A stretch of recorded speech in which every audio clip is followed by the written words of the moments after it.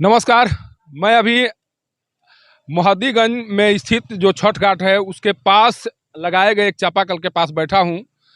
इस चापाकल से प्रत्येक दिन करीब 500 लोग अपनी प्यास बुझाते हैं और यहाँ पर पानी लेने के लिए लगभग लोगों को 1 से 1.5 घंटे तक लाइन में खड़ा होना पड़ता है। सोचिए कि सासाराम नगर निगम में शामिल हो चुके मोहद्दीगंज के लोगों को आज भी पीने की पानी को लेकर मशक्कत करनी पड़ रही है। और मैं जिस जगह पर खड़ा हूं वहां पर अभी भी लोग गैलन लेकर आए हुए हैं पानी ले जाने के लिए, ताकि घर पर ले जाकर वो अपनी प्यास बुझा सके।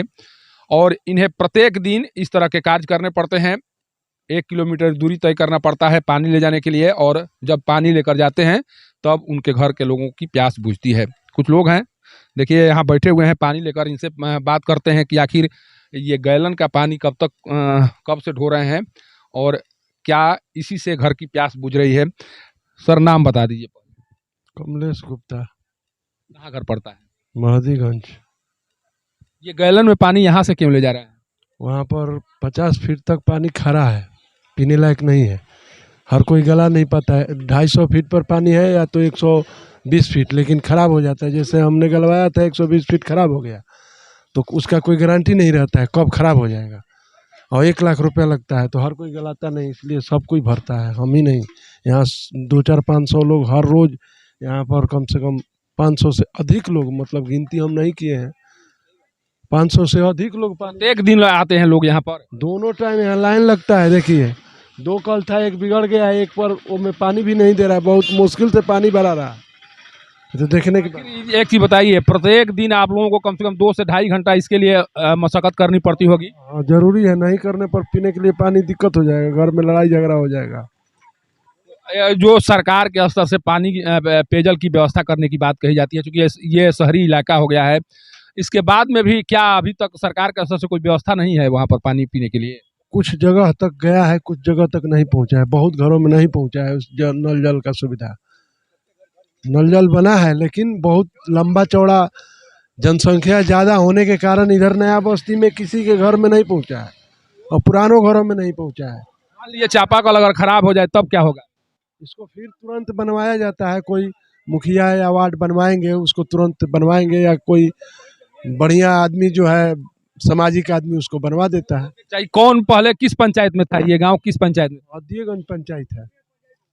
उस पंचायत के अंतर्गत जितना दिन ये रहा, ये एरिया जितना दिन रहा, उस जिनके द्वारा जो मुखिया होंगे उनके द्वारा काम नहीं किया गया? पानी के ऊपर लेकर कुछ काम किया गया था? होता रहता है, काम तो होता रहता है, लेकिन उतना बढ़िया नहीं हो पाया जो सबको सुविधा मिल सके। देखिए ये बता रहे हैं, देखिए एक और दृश्य मैं दिखा रहा हूँ। देखिए अभी भी कुछ लोग यहाँ पर आए हुए हैं पानी भरने के लिए। सारे लोग हैं इसी चापाकल से पानी लेने के लिए यहाँ पर खड़े हैं। बताया जा रहा है कि प्रत्येक दिन 500 लोगों की प्यास इसी चापाकल से बुझाई जाती है। और इसके लिए क्या कहना चाह रहे हैं? बाबा भी कुछ कहना चाह रहे हैं, देखिए बैठे हुए हैं। क्या कहना चाह रहे हैं बताइए, कितना लोग यहाँ से इस चापाकल से? हमारे ख्याल से तो करीब करीब हजारों आदमी हो जाते होंगे, सुबह शाम दोनों। सुबह में तो पूरा आधा घंटा 1 घंटा इंतजार करना पड़ता है पानी भरने के लिए। जब शहरी क्षेत्र में पेयजल की समस्या इस तरह से इतना गंभीर है, तो उधर ग्रामीण क्षेत्र या जो पहाड़ी क्षेत्र है वहाँ क्या होगा? कि विकास क्यों नहीं हो पाया? इसी से अंदाजा लगा लीजिए, जबकि सासाराम शहर के एकदम नज़दीक है, अब वो नगर निगम में आ गया, ये पोजीशन है, सोचिए। अच्छा, जिनके ऊपर इस क्षेत्र की विकास की जिम्मेदारी दी गई थी, आप मुखिया बनाए थे, विधायक बनाए, सांसद बनाए, उनके द्वारा काम नहीं किया गया? कहाँ हुआ सर? अगर होता तो 1 किलोमीटर लोग पानी भरने के लिए आते हैं। पीने का पानी किसी के घर में शुद्ध नहीं है, खराब पानी है। यहाँ पीने के पानी लोग ले आते हैं, तब बच्चा लोग पीता है इसी पानी से। और सरकारी नल जल भी उसी तरह बेकारे पड़ा हुआ है, कभी पानी आता है कभी नहीं आता है। यानी आप लोगों को माने काफी मशक्कत करनी पड़ती है पेयजल के लिए? देखिए सर, एकदम सामने ही देख रहे हैं। अच्छा, एक चीज बताइए, अभी जो मेयर जो शायद जो जीती हुई हैं काजल कुमारी, इसी क्षेत्र से रहने वाली तरह के हैं, ये धनपुरवा के हैं। तो क्या लग रहा है इस बार कुछ उम्मीद है? अभी तक तो कुछ हुआ नहीं, अभी तक कुछ नहीं हुआ, पर तो आदमी माने बसा हुआ है। उम्मीद है कि कुछ काम करेंगे? हाँ, उम्मीद तो लगा हुआ है कि उम्मीद है, उम्मीदें भी तो आदमी उनको वोट दिया है, चाहे जिताया है। सोचिए ये किस दर्द से बात कर ये बता रहे हैं कि इनको पानी के लिए घंटों यहाँ पर मशक्कत करनी पड़ती है। जिन प्रतिनिधियों के ऊपर विकास की जिम्मेदारी दी गई थी, उन प्रतिनिधियों को कम से कम शर्म तो आनी ही चाहिए कि इतने दिनों बाद भी अगर किसी को शुद्ध पेयजल की व्यवस्था उनके स्तर से नहीं की गई, तो आखिर जो कहा जाता है कि सासाराम शहर या जो शहरी क्षेत्र में विकास की बात कही जाती है, या मुख्यमंत्री नीतीश कुमार के द्वारा जिस नल जल की बात कही जाती है, आखिर वो कहाँ है। 500 आबादी अगर प्रत्येक दिन प्यास बुझाने के लिए घंटों घंटों मशक्कत करती है, वो भी सासाराम शहर में रहने वाली आबादी के स्तर से ये कार्य किया जा रहा है, तो ग्रामीण और जो पहाड़ी क्षेत्र है वहाँ पर क्या स्थिति होगी, इस सच्चाई को देखकर समझा जा सकता है। सोचिए कि अगर ये चापाकल बिगड़ जाए तो यहाँ पर लोगों को पानी पीने तक की सुविधा उपलब्ध नहीं रहेगी, और इसी चापाकल के भरोसे, देखिए मैं बार बार वो दृश्य दिखा रहा हूँ, इसी चापाकल के भरोसे मोहद्दीगंज के करीब 500 लोग अपना प्यास बुझाते हैं। ज़्यादा ही हैं, लेकिन कम से कम 500 लोग प्रत्येक दिन यहाँ पर आते हैं। जब सुबह में आएंगे या जब शाम को पहुँचेंगे, तब यहाँ पर जो कतार दिखाई पड़ेगी, उसके बाद पता चलेगा कि इस चापाकल का महत्व क्या है और मोहद्दीगंज में रहने वाले लोग किस तरह से पानी की व्यवस्था करते हैं।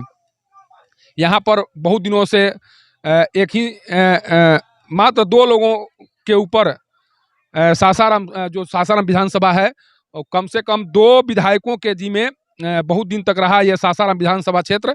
उसके बाद में भी विकास नहीं हुआ। अभी जो विधायक राजेश गुप्ता हैं, उनके स्तर से भी यह समझने का प्रयास नहीं किया जा रहा है कि आखिर मोहद्दीगंज के लोग इस तरह से क्यों परेशान हैं, जबकि तमाम सरकार के स्तर से दावे किए जा रहे हैं कि नल जल योजना या अन्य माध्यम है जो पेयजल की व्यवस्था की जानी, जिस माध्यम से की जानी है, उसको करने का दावा तो किया जा रहा है, लेकिन जो भी सच्चाई है उस सच्चाई को देखकर आप समझ सकते हैं कि जितने दावे किए जा रहे हैं वो दावे खोखले हैं, और इन खोखलों दावों के आधार पर मोहद्दीगंज में रहने वाले लोगों की प्यास नहीं बुझाई जा सकती है। मोहद्दीगंज से पब्लिक न्यूज़ के लिए सत्येंद्र चौबे की रिपोर्ट।